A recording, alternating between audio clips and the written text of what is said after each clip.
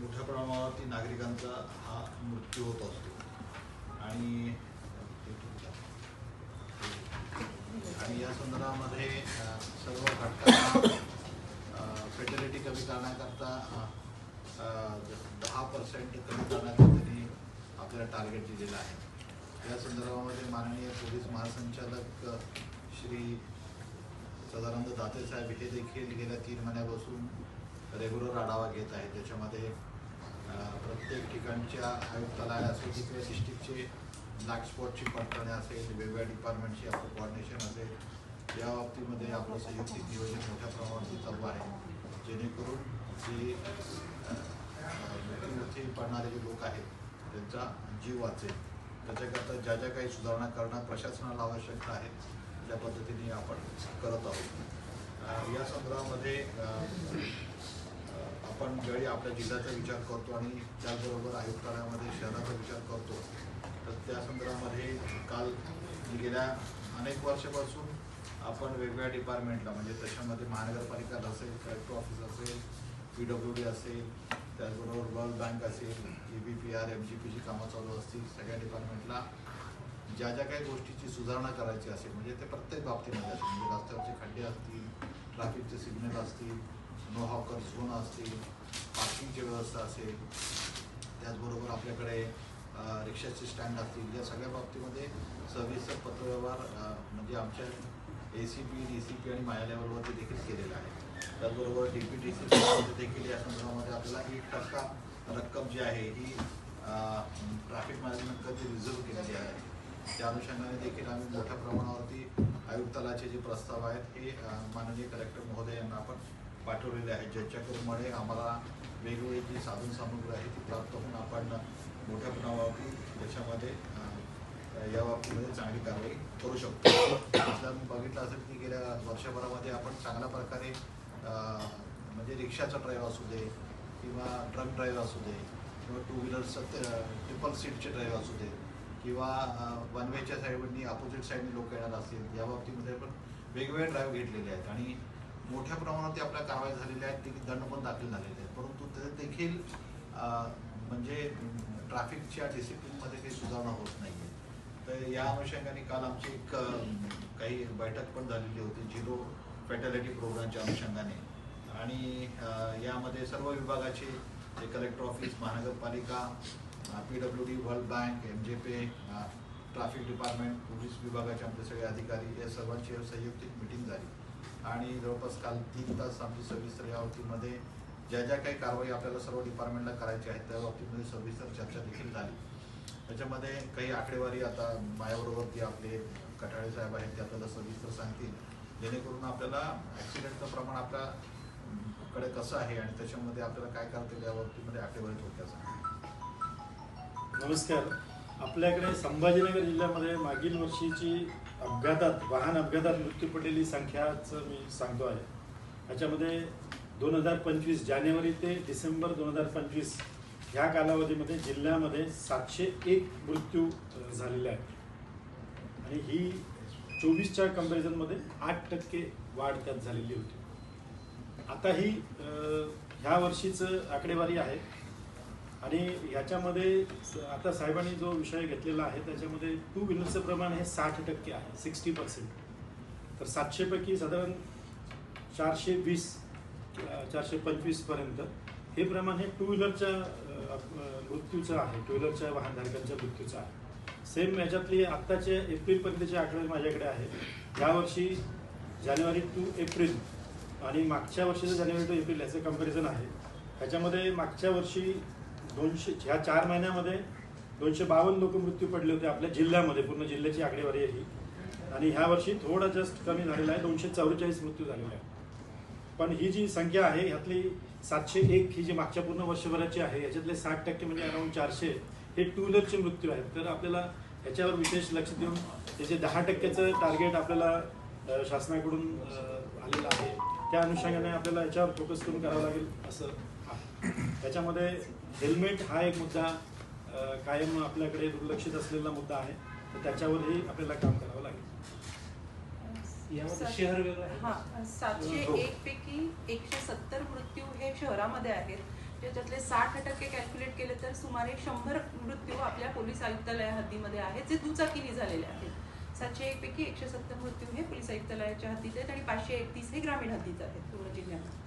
आणि त्याचं age wise सुद्धा डिव्हिजन आम्ही केलेलं आहे, जेणेकरून एज वाईज जर डिव्हिजन त्याचा अभ्यास केला तर सर्वसाधारणतः 18 ते 40-45 पर्यंत हे जे मृत्युमुखी पावलेल्या व्यक्तींचं वय आहे. म्हणजे तुम्हाला लक्षात येईल की जे तरुण वर्ग आहे म्हणजे कमावता पुरुष आहे घरामधला, तो ह्याच्यामध्ये गेलेला आहे आणि त्या कुटुंबाचं अतोनात आणि म्हणजे कधीही आयुष्यामध्ये भरून न येणारं असं नुकसान त्या कुटुंबाला झालेलं आहे. आपल्याला माहीत असेल की मागच्या महिन्यामध्येच आमच्या हासूर पोलीस स्टेशनचे एक अंमलदार पॅन रिपोर्ट करण्याकरता तो फुलंब्रीला गेलेला होता आणि तो नेहमी हेल्मेट घालत होता, परंतु परत येत असताना रात्रीच्या गडबडीत त्याने हेल्मेट घातलं नाही आणि त्याचं स्पीड अतिशय हळू असताना देखील मागून दुसऱ्या मोटरसायकलने धक्का दिला, खाली पडला आणि रोडवरती त्याला हेड इंजुरी झाली, रोडवरची डोका पडला आणि तो मृत्युमुखी पडला.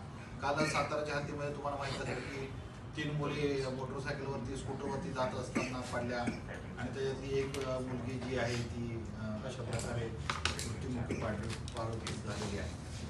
एकंदरीत बघा की आपण ह्याच्यामध्ये प्रामुख्याने आपल्या सगळ्यांना माहित असेल की हेल्मेट जर वापरलं, ह्याच्यामध्ये लर्निंग पॉईंट जर आपण सगळ्यांनी विचार केला की हेल्मेट जर वापरलं तर आपल्याला हा अपघात हे टाळता येऊ शकतात आणि लोकांचे जीव ह्याच्यामध्ये वाचू शकतात. हा महत्त्वाचा लर्निंग पॉईंट आहे एकत्रित संपूर्ण अभ्यास केला तर.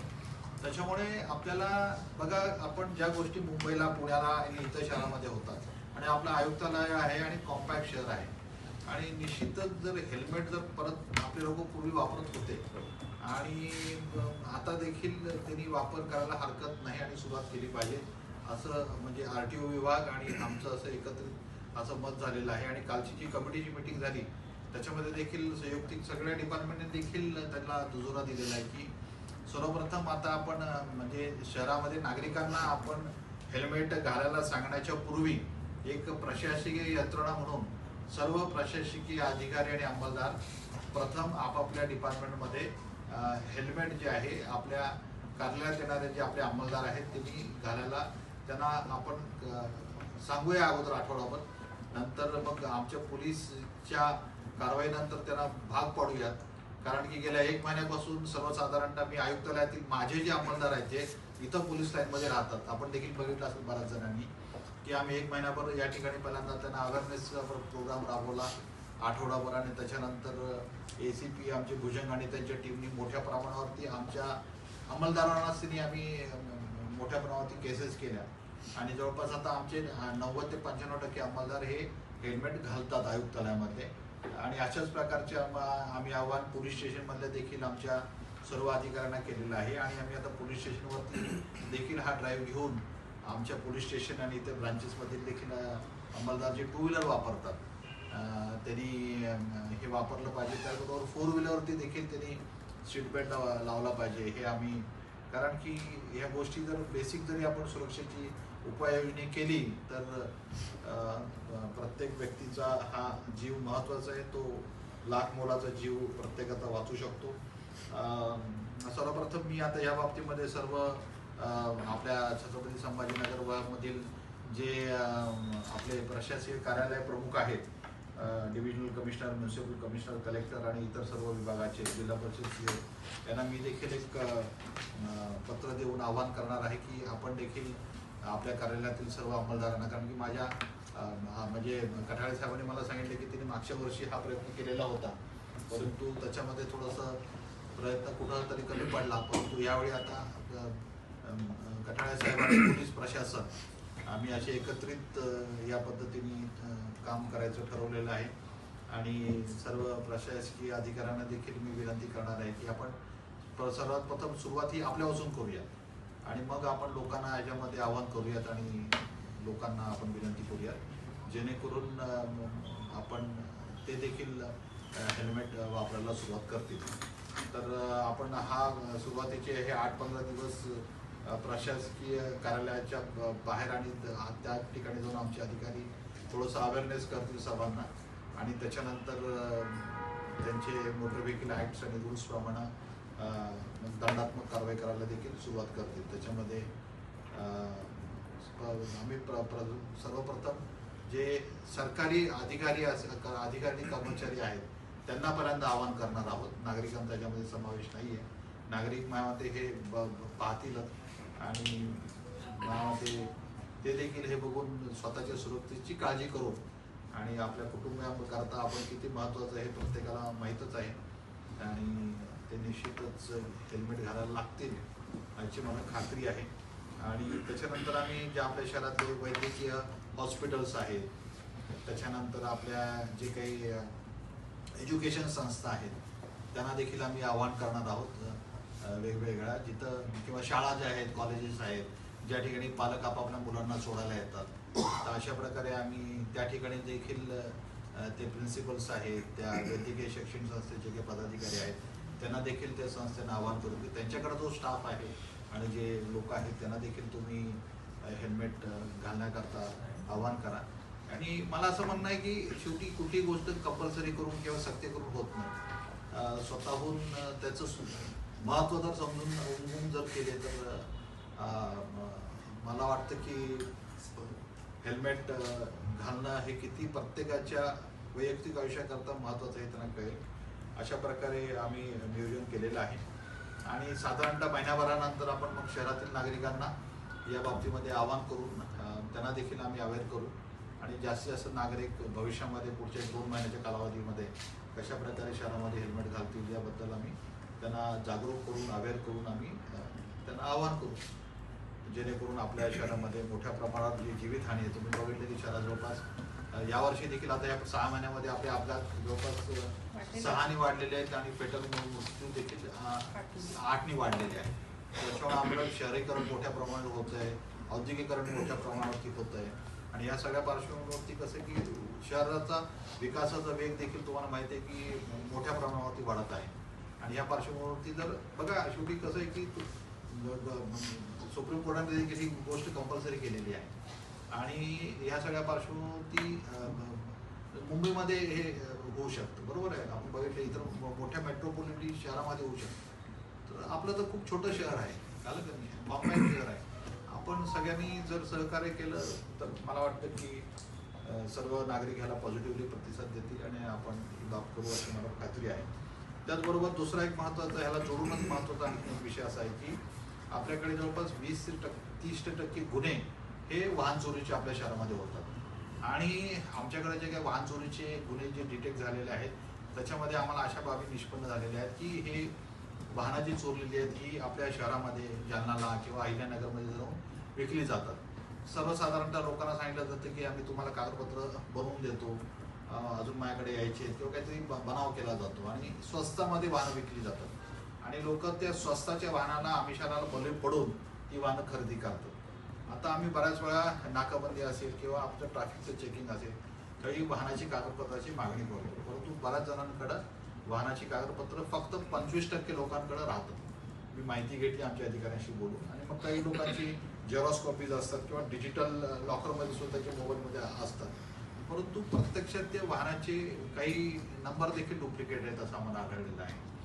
आणि अशा प्रकारे जर समजा जवळपास 800 ते 1000 मोटर व्हेकल्स जर आपले 2 व्हीलर्स चोरीला जात असेल तर मोठ्या प्रमाणात चोरीची वाहनं देखील शहरामध्ये फिरण्यात असण्याची शक्यता आहे.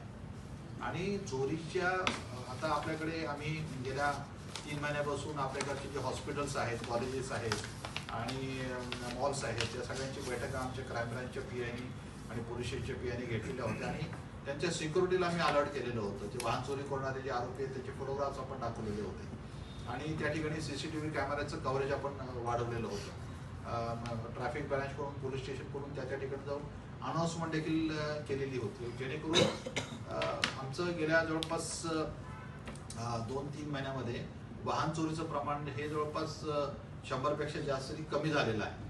आणि त्याचबरोबर आता पॅरलल आमचा एक असा विचार आहे की सर्व नागरिकांना एक आपल्याकडून एक आव्हान आहे की लोकांनी आपल्या गाडीच्या बरोबरती वाहनाचे आपले कागदपत्र जे आहेत ह्याचं झेरॉक्सचा सेट हे आपल्या सोबत ठेवावा किंवा डिजिटल लॉकरमध्ये सुद्धा मोबाईलमध्ये ते ठेवावं, चालेल का नाही. आणि अशा प्रकारे तुम्हाला जर कोणी वाहन जर विकलं असेल सेकंड हँड मार्केटमध्ये आणि तुम्हाला सांगितलं असेल की मी तुम्हाला कागदपत्र आणून देतो, हे करून देतो आणि अजून दिलं नसेल, 6 महिने झाले, 3 महिने झाले किंवा वर्षभर झाले, तर ते आमच्या ट्रॅफिक ब्रांचला पोलीस स्टेशनला सांगावं, जेणेकरून अशा प्रकारचे गुन्हे करणाऱ्या टोळ्या असतील किंवा जर आरोपी असतील तर गुन्हेगार असतील तर त्याची माहिती आम्हाला मिळेल आणि आपल्या शहरामध्ये जे वाहन चोरी होतात ते सोडण्याचं प्रमाण जे आहे ते देखील घटेल आणि लोकांच्या वाहनं हे चोरी होणार नाही.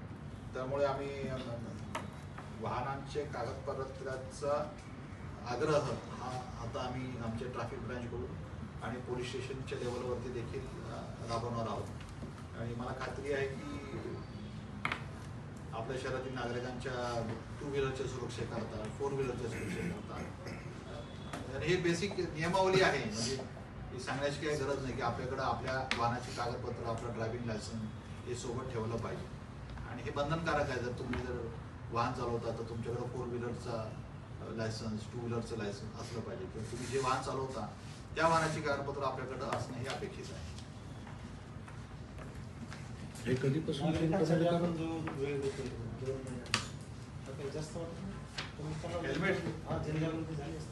नाही आम्ही आमचा प्रशासकीय यंत्रणेवरती 15 दिवसामधून करतो आहोत, 15 दिवसामध्ये आणि 2 महिने नाही, आम्ही 1 महिन्यामध्ये सरकारी कार्यालय सगळं कव्हर करणार.